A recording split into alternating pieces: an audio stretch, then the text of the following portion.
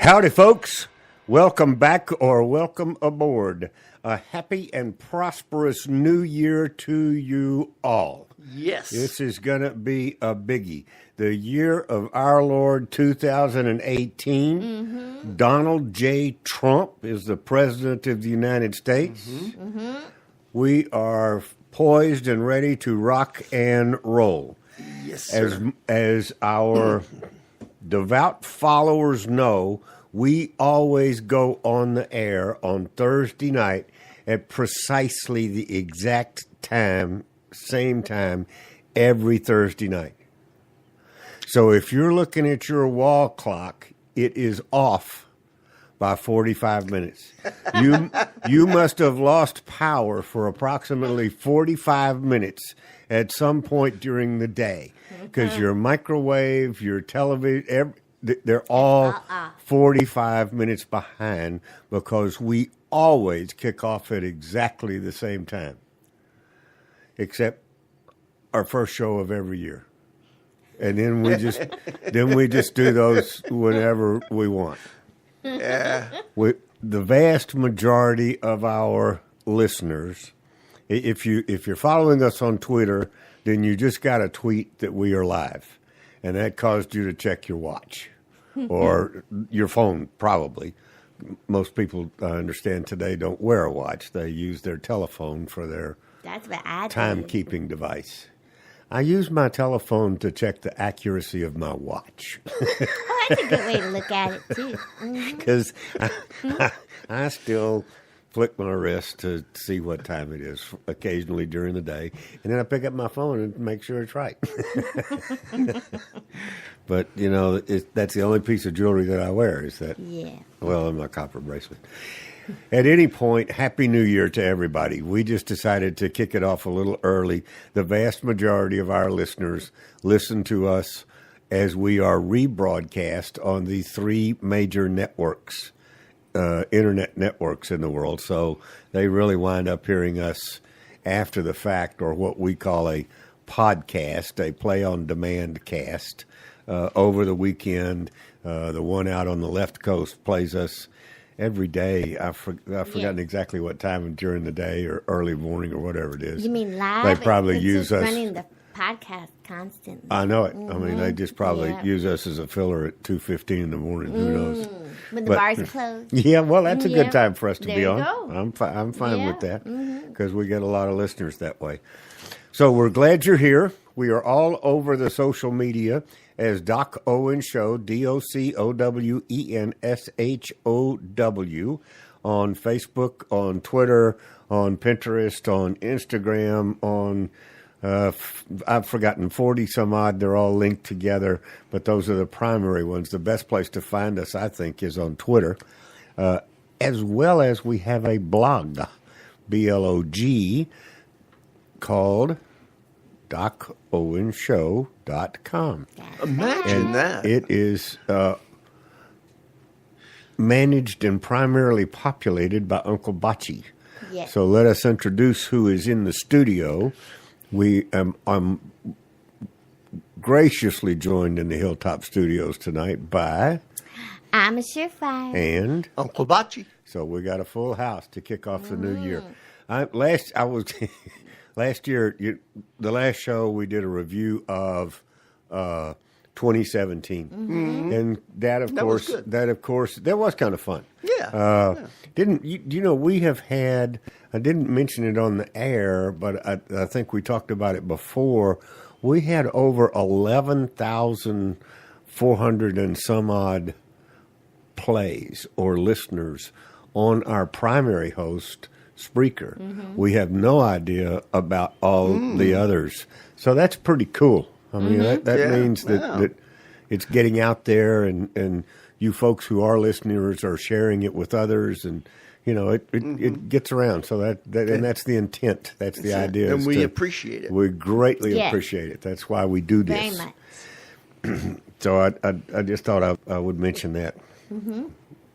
And we have free apps for both iPhone and Android, where you have access to podcasts. You have access to our history. You can, download the app. It's no charge.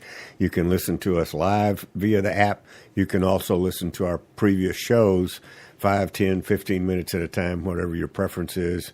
You can cut it off after Uncle Bocce does his history, or you can fast forward and skip Uncle Bocce's history, whichever camp you fall into. That's right. Or you can listen to the entire show and That's listen right. to it in segments. That would be the best. That is absolutely the best because it sort of connects together. But what I started to say, I was looking at the first show and the second show in the beginning of 2017, and I recall doing it.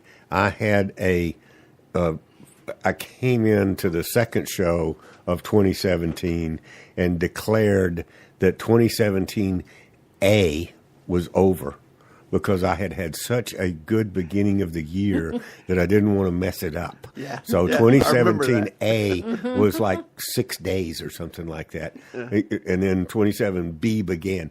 And sure enough, I was right. It was really a tough year. But thankfully, I had 27A to fall back on and, keep my attitude straight. But so you're always up for a challenge. I'm always ready for a That's challenge. right. I think 2018 is going to be a real banner year. I don't know why. I just really think it's going to be a banner feeling.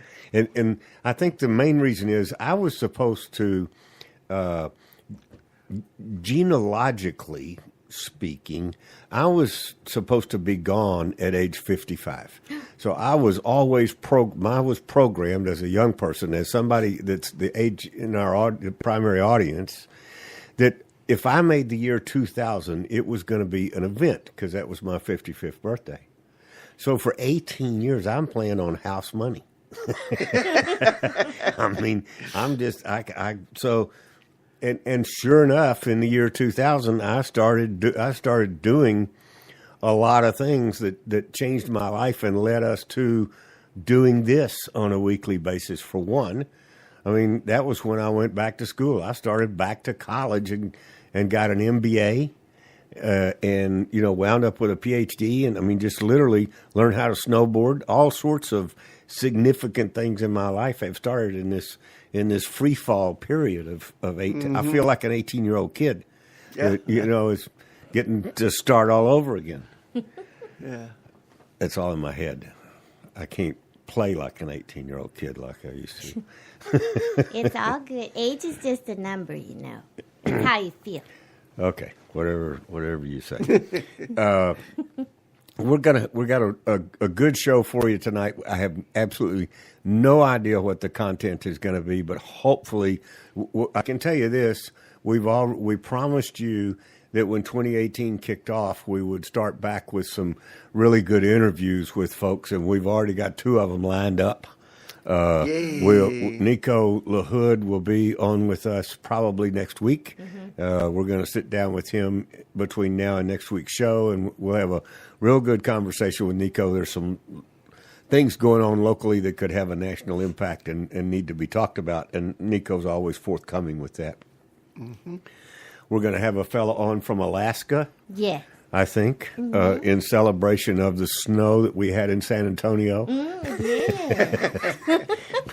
In December. And so he's a millennial that has a real interesting story to tell, and we've already reached out to him. I found out about him. And we got several others that we're tracking, so we expect it to be a very good year. And another reason that it'll be good is because it is an election year. So if you are into politics or into decision making at that level or wanting to know what they're thinking, this is the year that they tell you, because they're running for office. So this is the year that they all come out and tell you what you want to hear. Yeah. yeah, there you go. They don't necessarily tell you the reality of things, because unfortunately, if they did that, they would lose the election. I was just saying nobody votes for him. Right? It's terrible. There are a few. There are very few that are sincere and preaching the truth and in it for the right reason. We will try our best to get those folks on the radio for you, because we know a few, and we will definitely reach out to them. The vast majority of the old crowd appears to be retiring. The swamp draining is having its effect. They're losing their power. It's no fun anymore if you can't play the games that they always played. And there's the number of people not playing political games is growing. So the people that are in power now don't ever think that they're stupid because they're not, or they wouldn't have been able to stay there for as long as they have. So at any rate, it's going to be an interesting year. I'm sure we'll have some very good chats to go on. Having said that, we always start this show in a very traditional manner when we kick into the seriousness of the show. And that is Ms. Surefire leads off with an inspirational quote that she has found. Uncle Bocce gives us a review of this particular day in history at some point in the past. And then I close that little threesome out with a leadership quote of some kind. So, Ms. Surefire, take it away. And tonight's quote comes from dictionary.com. I went back to that site for tonight's quote. And our quote comes from a gentleman by the name of John Wooden. Oh, boy. Good old John, yeah. Yep. He was an American. UCLA basketball coach. I'm sorry. Was that out loud? Here, you want to read the quote? No. Okay. My bad. Anyway, his quote is, "Things turn out best for people who make the best of the way things turn out." Hey, another student of Yogi Berra. Yeah. Say it again. I like it. Things turn out best for people who make the best of the way things turn out. In other words, make lemonade out of lemons There you go. Okay. instead of just sour lemon. Oh, okay. Add some sugar to it. Got it. All right. Uncle Bocce. Awesome. That was Historical. great. It is good. Yeah. I didn't mean to step on your thunder there. I'm a huge NCAA basketball fan. Oh, I have been for I a know. long time. So. I'm learning. Okay. Yes. Speaking of Utah, not that we were, in 1896, Utah became a state. Interesting history about Utah. I told you we shouldn't have started early. Yeah. Okay, go ahead. No, the first governor was a Mormon. Well, duh. Yeah, And just exactly. multiply from there. And they just went on. They finally gained statehood in 1896, the 45th state. So we interrupt. So this was the day Yeah. that they gained statehood? That's correct. January the 4th? Yes. 1896. Yes, Is that what you're saying? Yes, sir. Okay. And they're back in the news. Yes, they are. That's why I thought it was They're- really cool. They're back in the news. Yeah. Because of Orrin Hatch. Orrin Hatch leaving, and We'll- who knows who's going to come up behind them. Yeah. I don't want to go. I got to finish this part, and then we'll dive into that. I have some Go, thoughts boy. on it. This one is by one of my favorite authors, unknown. And it's interesting that we never prepare, but they tend to go together anyway. Teamwork is the fuel that allows common people to attain uncommon results. Oh, Nice. True. and that is so true. Doc Owen Show. As long as the government stays out of the way. Whoops, sorry. That's all right. You're allowed. Before we get into our presidential escapade, and by the way, if you're new with us, we're going through a little bit of history, 2 weeks roughly on each president. We started with Washington, and we're marching our way up to the present day. The reason we went down this path was all of the pushback and all of the anti-Trump and all of the stuff that's going on that you see in the news and the alternate media and the mainstream media and yada, which, by the way, pretty soon we're not going to be able to call them mainstream media. They're becoming the alternate media, and the internet is becoming the mainstream media. Yeah, so the roles are changing very quickly. Good. But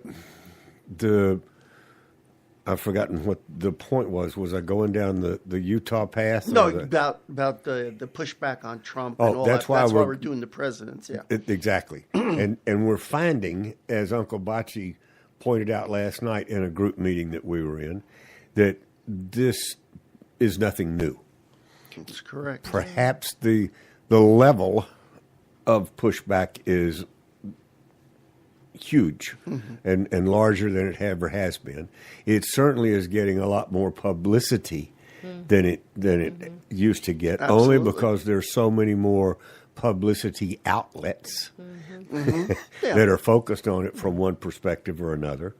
But it started, it literally started, folks, when we went down the path of a two-party country. There you go. That's the best way to say it. That's right. And so literally when we were no longer in the hands of the true patriotic founding father Americans, and we had to start winning elections and running elections against each other, then we became a two-party, at least, country. Yes. And the way... Both of the major parties. Absolutely. You know, both of them. there's no doubt about it.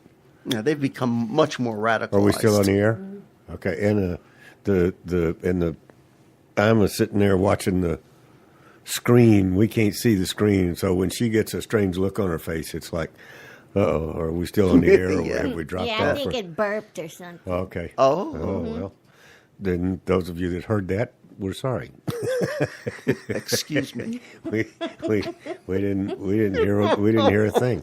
Uncle Bocce, where are we? Who are we talking about tonight? We're talking about President number 11. Okay. It was James K. Polk. Make sure you put the K in there. Yes, the K stands for Knox, which was his mother's family tradition. Yeah. Like Knott's Berry Farm in Florida. No, not Knox. Like Fort. Knox, K-N-O-X. Oh, Like Fort. sorry, got it. Yeah. So Go for it. I found this man to be very interesting. He did not even begin his formal education until 1813 at the age of 18. So, I mean, that's when he started. By 1816, he entered the University of North Carolina, and he graduated with honors. And then he went on to study law, and he did get admitted to the bar. He entered college at the age of 16? No, he didn't even start his formal education until he was age 18. Wow. Yeah. Probably a lot of book reading before that, I would imagine. Yeah, but he was too busy working or too busy doing Yeah. out on the farm or whatever. Right, exactly. Okay. Interesting. His nickname, and this is a very interesting point, they called him Young Hickory. Okay. You remember who Old Hickory was? Andrew Jackson. Andrew Jackson, right? Because of the strength of the hickory tree. Well, they call him Young Hickory because he was one of the most, the best advocate of Andrew Jackson. You know, in Congress and all that, he was very, very closely linked with Andrew Jackson. So he got the name Young Hickory. And he was an incredible orator. And so some people gave him the name Napoleon of the Stump. Great. Yeah, great. Okay. He ran as a Democrat, and he's from the great state of Tennessee. We were just talking about Nashville tonight. Yep. Okay. He was 5'8". He was a Christian of the Methodist flavor, even though he was brought up as a Presbyterian.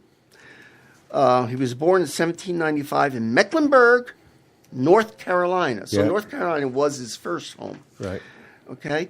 And he died 1849 of cholera, and that was 3 months after he left office. Wow. Yes, and there's another interesting thing about his term as president. What exact cholera no longer exists? What exactly was cholera? I honestly don't know. It was really bad though. I know it was leads to bad. death. I mean, yeah. I mean, but, back then. But Some Yeah. kind of fever, right? yeah, Yeah, I just didn't know. I mean, it He was. died. I think it was had something to do with your digestive tract too, and all that kind of stuff. Okay. Okay.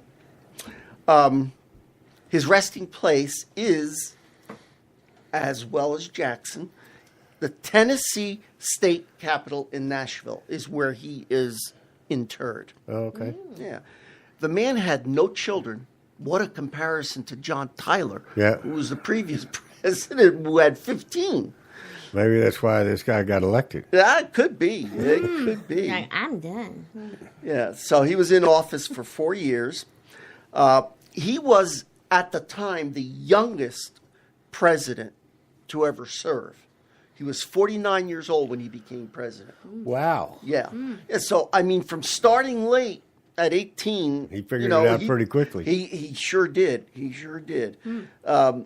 And he did hold quite a few other offices. He was governor of Tennessee.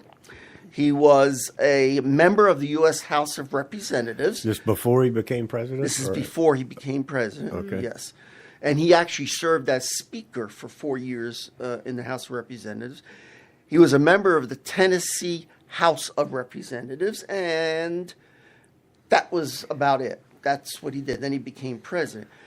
He received the same salary as all the former presidents, $25,000. Right. However, you adjust that to today, and that's $700,000. Right. Imagine that. That's amazing. He was married to a lady named Sarah Childress. Of course, they had no children. Now, the election of 1844, at that time, the Democrats, which he was part of, they were having a difficult time getting the necessary 2/3 of the vote to nominate a candidate. James K. Polk, From within the party. yes, within the party, Okay. yeah, a candidate for president. At the time, he was only being considered for a vice president. Right. But it turns out that he got the nomination after 9 ballots. He got the nomination, and he actually became the first dark horse nominee because Right. he came from nowhere. Right. Yeah. Right. Okay. The election. So his youth served him well. Everybody else fell asleep before the voting was I over. guess so. He outlasted Probably.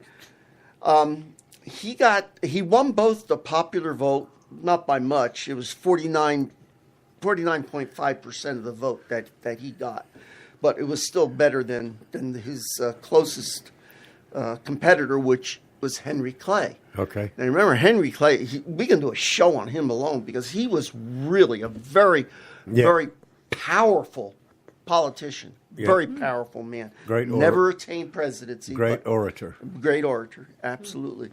So out of the 275 electoral votes that were needed, Polk got 170, which left 105 for Clay. There was one other guy, but he was on the Liberty Party, which I think was the very first birthing of the Republican Party. Okay.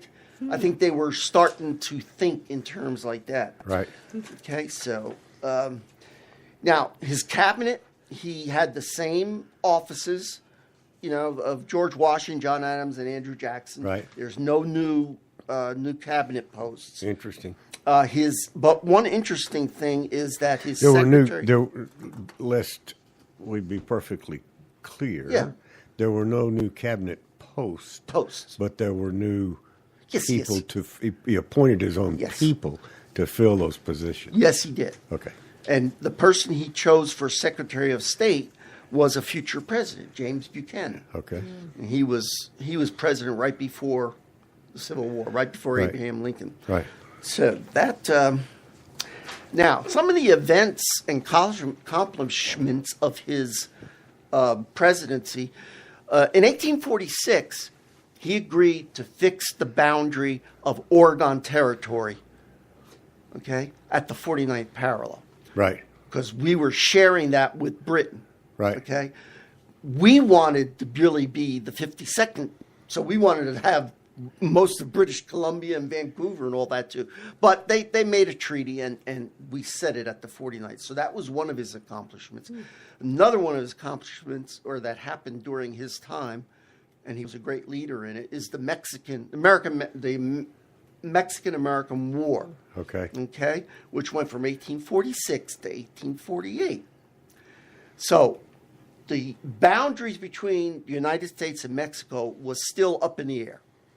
Okay, he wanted it to be the Rio Grande Valley, which Mexico could not agree. So he prepared the country for war. Okay. Okay, and he did a great job. He ordered General Zachary Taylor, who is a future president as well, to the area, and Zachary Taylor was a great general. He in fact chased Santa Anna to defeat the Mexican army all the way to occupying Mexico City. They had taken Monterrey, and now they are all the way down there in Mexico City. So the Mexican troops were defeated, even in California. All right. Yep. Now, California when was not a was state. this going on? This is in the 1840s, 1847. Yeah, Okay. between 1846 and 1848. Okay. So, and then in February of 1848, they signed the Treaty of Guadalupe Hidalgo, Right. which ended the war. Okay. Okay. So now, this is important. After Thomas Jefferson, James K. Polk increased the size of the United States more than any other president through the acquisition of California, New Mexico, Arizona, all that area. Right. So he was instrumental in getting all those things done. And what's important about that is that, I'll say it now, that was his intention. When he was running for president, he named all the things that he was going to do, just like Donald Trump did. Yeah. He named all the things that he wanted, and we're going to go through a couple others here.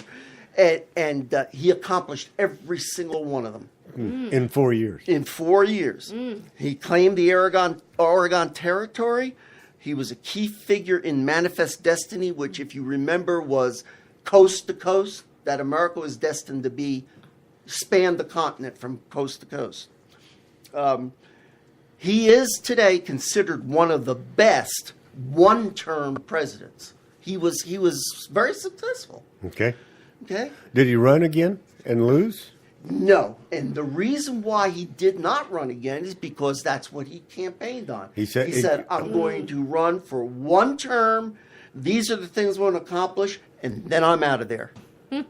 Yeah. So the man did what he said he was going to do. And he was honest. Yeah, and he was honest. Yeah, he was a good man. And usually he gets rated fairly highly, at least in the top 50 of presidents. But for one-term presidents, he's number one. Okay, the top. How do we have a top 50 of presidents when our current one is number 45? I meant 50%. Okay, thank you. I'm sorry. But I just know. Yes. I just know there's Thank a you. listener out there that's going to go, "What do you say?" Yeah, right. Okay. In the top. It's like we have 57 states, you know. So. Yeah.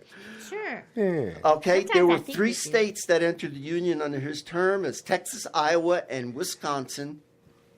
And he had 2 Supreme Court nominees and 13 District Court nominees. Back up to the Mexican-American War Yes, sir.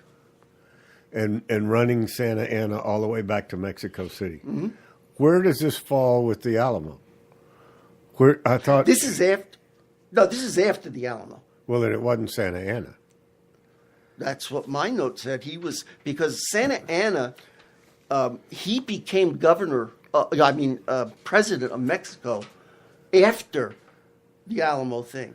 At first, I think he was in disrepute, but then they brought him back, and at the time, he was the president of Mexico. So we showed mercy on him and let him live Yeah. at the Battle of San Jacinto? Yes, apparently. He's still around. So that's a nice introduction to James K. Polk. It is a good introduction. Yeah, and because I think he's one of the better ones that we've studied. It's a shame that he decided not to continue on, but he made that decision before he became president. Well, and he was true to his word, which is why he's held in high repute today.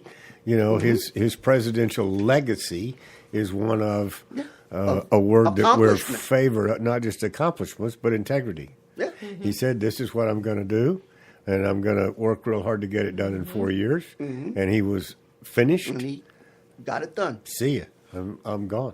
Which is It's admirable. it's beyond rare. Yeah. It's unbelievable today. Yeah. That's You true. know, even though a lot of folks running for office may say that, I've yet to see one that actually did it once he or she got there. Yeah. You know, that's pretty cool. That's pretty cool. Thanks. Yeah. So next Thank week you. we'll pick up with some of his domestic and foreign policies and his character. Okay. Did he receive any?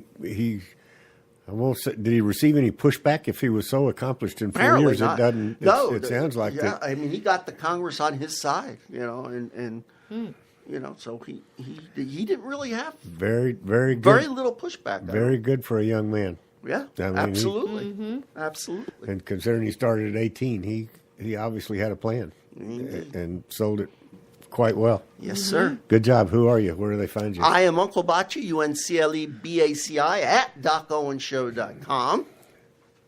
Good job. Thank Yes, you, sir. Goodbye. Thank you, sir.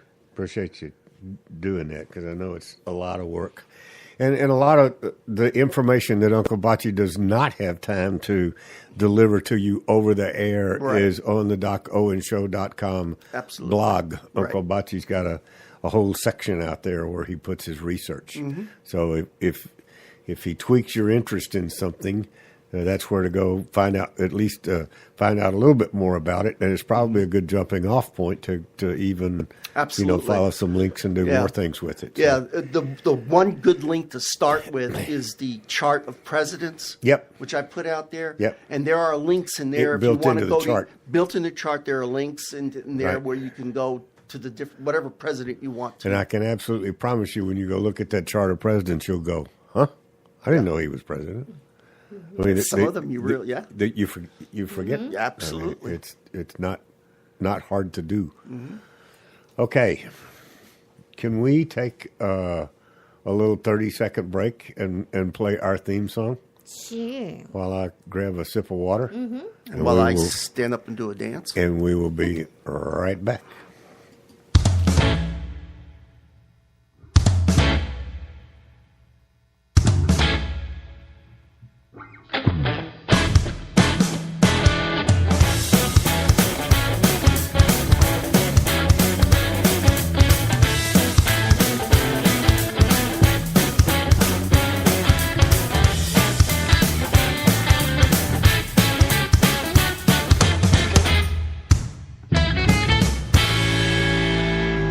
Oh, thank you very much. I needed that. That is our "Rock Around the Clock" with Doc theme song that we have a good time with. Let's kick things off with what you brought up about Utah. Orrin Hatch, who is a long time Republican senator from Utah, like 30 or 40 years. I don't know how many, but he's been there forever. He's deeply entrenched. Has decided to retire, and the speculation is that Slick Romney is going to move to Utah. Yeah, I think he already has. but, Oh, he yeah. probably has a house that, he's Yeah. Mormon, so he's got a lot of money. So I'm sure he's always had some kind of a house in Utah. He's going to run for that seat in the Senate from Utah. Why? I mean, Yeah, I know why. How much more? Think about this, folks. Particularly to our friends in Utah, how much more superficial can you be to be the former governor of Massachusetts and then move all the way out to Utah just because you see an opening that might allow you to suck some more breath out of the government. I mean, to say that he's doing it because he's a true American patriot and wants to give back to the country has already been proven to be bull sugar, or he'd have been elected president. Right. He doesn't have the cojones to do what it takes to win, That's right. or he'd have beat Obama. Yeah. He just couldn't. He couldn't close the deal. He was too nice a guy in the debates. Yeah. Yeah. That's true. Just my observation. He had him on the mats and he let him up because he didn't want to. He didn't want to go there. He told us he didn't want to go there. Do I want a president that doesn't want? I mean, a senator from Utah that doesn't want to go there when it comes to the greatness of the United States? Or do I want a duplicate of? Oh no, I don't want a duplicate. But do I want somebody that believes in the same things that Trump believes in? Yeah. And I really don't want a duplicate because I'm not naive or foolish to think that the man is perfect. But he's doing a very good job. Not that he's getting any credit for it, but there were something like 81 things that he's done successfully since he became president that he said he was going to do. That's right. He's like James K. Polk. James K. Polk you were just Man of talking integrity. about. They're hard to come by. Yes, They're they are. very, very hard to come by. Very true. And they get nothing but pushback nowadays because that's not how the game is played. No. So they complain about it. So what else do we need to talk about in the new year? What else is 2018 going to hold for us? It's a mid-year election year.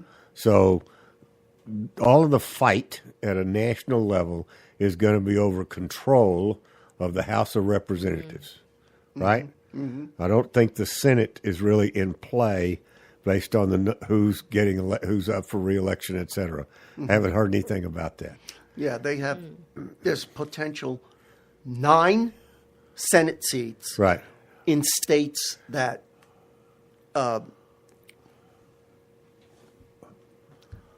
Trump, the states that Trump won heavily in. Okay. Like Pennsylvania, Ohio, Okay. Wisconsin. Those Senate seats are up. Those Senate seats are up, as well as the one in West Virginia.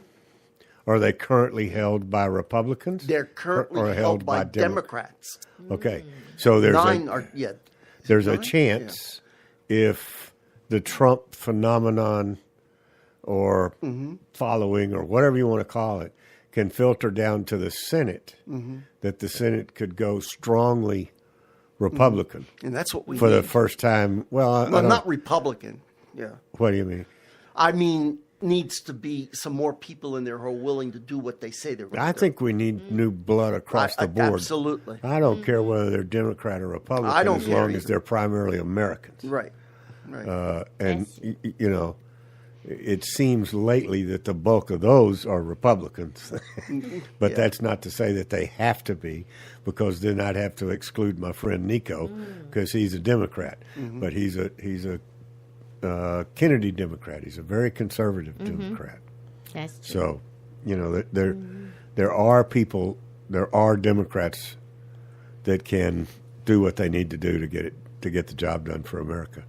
But the House of Representatives, on the other hand, is going to be a knockdown, drag-out fight Yeah, it is.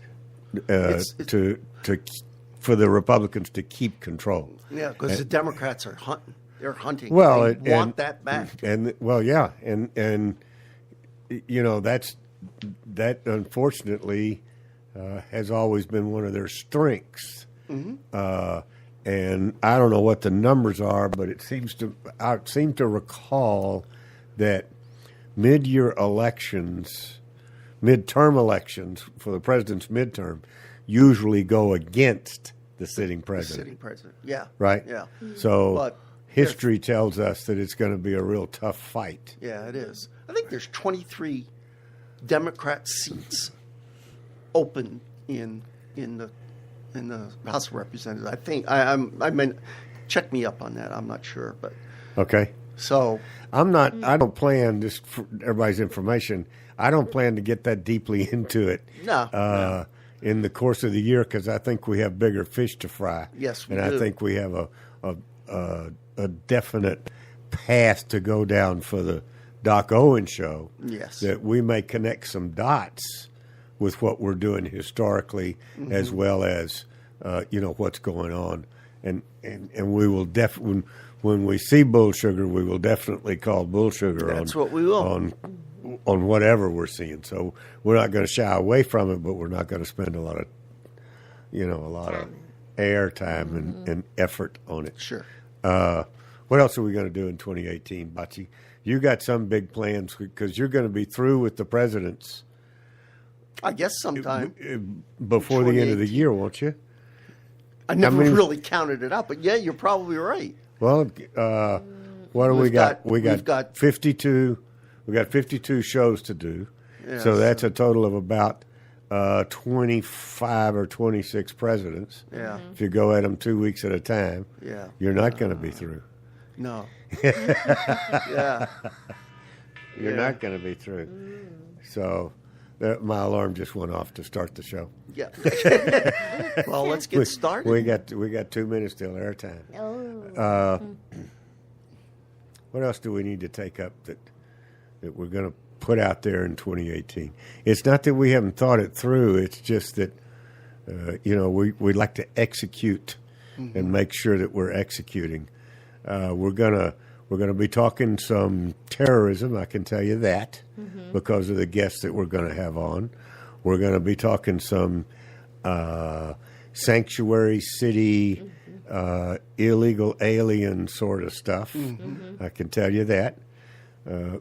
Which, by the way, on a local note, we live in San Antonio, Texas.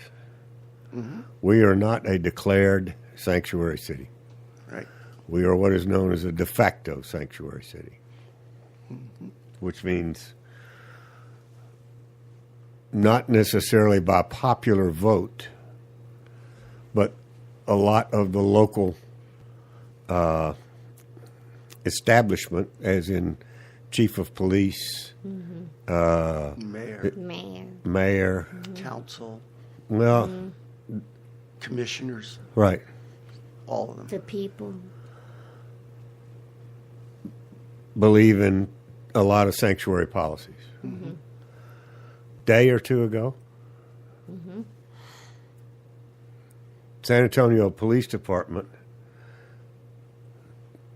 happened upon an 18-wheeler tractor trailer that had a number of illegal aliens in the trailer itself, right? Department of Homeland Security offered their services, which were declined. SAPD took them in to downtown. Have no idea what they did while they were there. Probably served them tea and crumpets and a shot of tequila. Probably. And then turned them all loose. Seriously. Seriously. I hadn't seen that story. Declined DHS, declined federal help. And the challenge is, this is not some high school guy trying to bring a couple of buddies across the border in the back of his station wagon or pickup truck. This is an 18-wheeler that had brought in a load of illegals and was trying to hook up with whoever they were supposed to meet here to transport them to the next stop. It is a ring of smugglers. They're called the coyotes. Right. But in our ill-fated, cockamamie, nonsense devotion to trying to make sure that we don't offend our local current residents, by clamping down on this kind of activity, we let them go. We being the people in power here in the city. Yeah. Yeah. I can't. I'm at a loss of words to.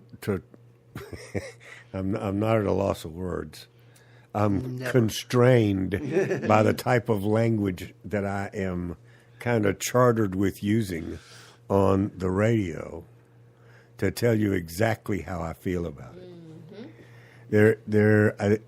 And just for everybody's information, I don't for a minute think that I hide behind the microphone, because I've had the opportunity on a couple of occasions to take it to Police Chief McManus, and I did not back down. And both of these guys were there, and along with 100 other witnesses. I went in prepared, and I did not back down. And if it happens again, I will not back down. I know how he feels, and I feel exactly the opposite. And his final statement to me is, we will just have to agree to disagree. That's Mr. bogus. McManus, bull sugar. Yes. We will agree when you understand how ignorant your opinion is. Yes. I don't know what other word to put to it. It is just plain stupid. Yes, it is. It serves no legitimate purpose for you, your police force, and damn sure serves no purpose for the citizens of this city, of which I happen to be one. Yep. Yeah. Ay, kavaski, geeski ball. Yeah. I mean, Exactly. how do you do that? How do you do that? How do you happen upon a smuggling ring for illegal aliens, and basically, because you're the chief of police, you protect them from the authorities so that you can turn them loose, and then think at the end of that day that you did a good job? Does that make sense to anybody out there? No, sir. Only makes sense to Am I? him in his mind. I know it's probably an oversimplification of the events, and I can assure you, I am going to see if our guest next week knows anything about it, and can help fill me in to help it make sense to me.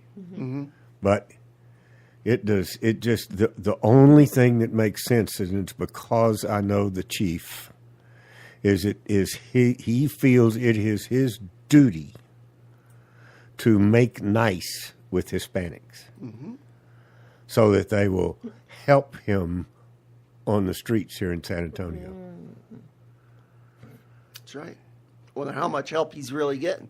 None. None. They're Of laughing course their not. ass off But at yeah, him. it's He's a joke. puts up- Our he puts crime up a rates are straw up. man Our crime rates are up. Everything in this city is going south. He's getting no cooperation. You know, the only thing that's understood by this element is fear, respect. Yes. You know, and it's very hard for me to maintain my cool. Yeah. And it's also, what's the word? It's a misconstruction. I don't even know if that's a word, of what the American dream is, what it is to be an American. It's totally, it's pervasive. I was taught very long ago, this is a country of laws. Absolutely. And if you don't like the law, we have a method for changing it. Yes, we do. You use the law to change the law. That's right. You know, if you don't like the law, if you think we have an unjust law, you take it to the courtroom. You don't take it upon yourself, no matter what your position, and disobey the law. You know what I'm saying? Mm-hmm.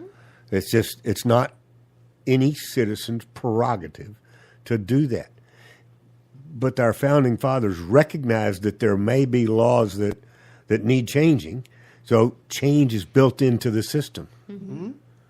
There's a thing called the Supreme Court, and that's where they supposedly interpret the Constitution. So if you think that a law is unjust according to the Constitution, you take your case all the way to the Supreme Court. And if you win, you were right.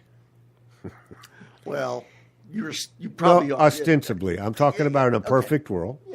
And they interpret the Constitution as it was, as it's supposed to be. Is it supposed to be? Then and you go up to the Supreme Court, and the Supreme Court agrees with you, then they are saying, you're right, young Mr. Citizen, we have an unjust law. And we're going to strike that law based on what you just pointed out. That's what... That's the theory. That's how it's supposed to work. That's how I was taught. And I know that I was taught correctly. And I know I remember it correctly. Yeah. That's why we need judges who understand the law. It's not that they don't understand the law. It's that that we need judges that are willing to practice the law and not write it. Exactly. As part of being a judge. You got it. If you're a judge, you might have to make some decisions that disagree with your personal viewpoint. Absolutely. No, might have to it. You are going to have to make some decisions that disagree with your personal viewpoint. I can't imagine anybody whose personal viewpoint is 100% constitutional. Right. You know what I'm saying? Right. I mean, that just doesn't, well, maybe Publius. That's a good question. Hers may be right in line with it, but maybe not. So, I mean, that's what frustrates me so much about people like McManus, who basically take the law into their own hands and defy you to do something about it. Right. Right. One man. Yeah. Well, but he's not the only one. He's got a lot of support. Yeah, I know he does. But he's the if- one who makes the decision, though. in a business environment, that happened at 5 o'clock in the afternoon. That son of a bitch would have been unemployed by dinner. Pardon my Aggie accent. That's okay. You're done. This is the law. This is how it works. But he's not an elected official, folks. We can't do that. That's another thing that's so frustrating. He's hired by a city manager who is also not an elected official. Right. So go figure. Right. And they've been together. They were together before they got here. In another from city. Arizona. Right. Phoenix. So they have a long working relationship and obviously think the same way. Yep. And our politicians are reluctant to rein either one of them in. Don't ask me why.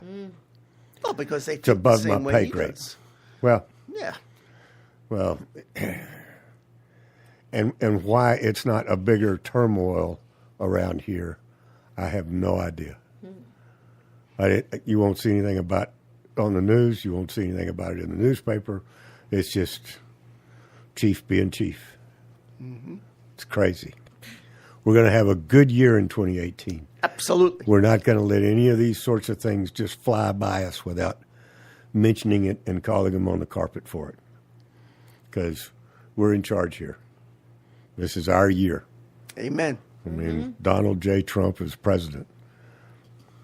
Roar, all of you. Roar. Loud and long. We there? I have no idea how much time we got left. We're good. Gone. We're good.